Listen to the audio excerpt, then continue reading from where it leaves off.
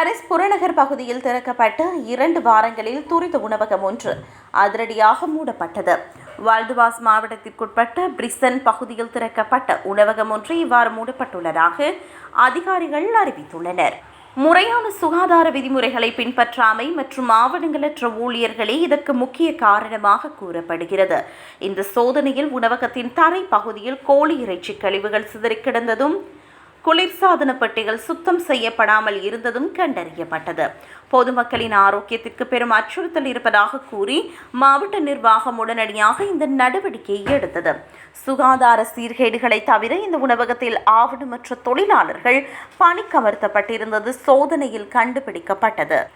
இது பிரெஞ்சு தொழிலாளர்கள் சட்டத்தின்படி மிகவும் பாரதூரமான குற்றமாக கருதப்படுகிறது.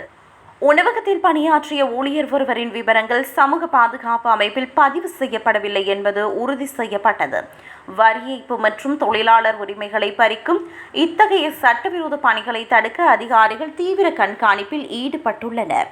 குறைந்த விலையில் சிக்கன் வழங்கி வந்த இந்த உணவகம் நிர்வாக குறைபாடுகளால் தற்போது மூடப்பட்டுள்ளது.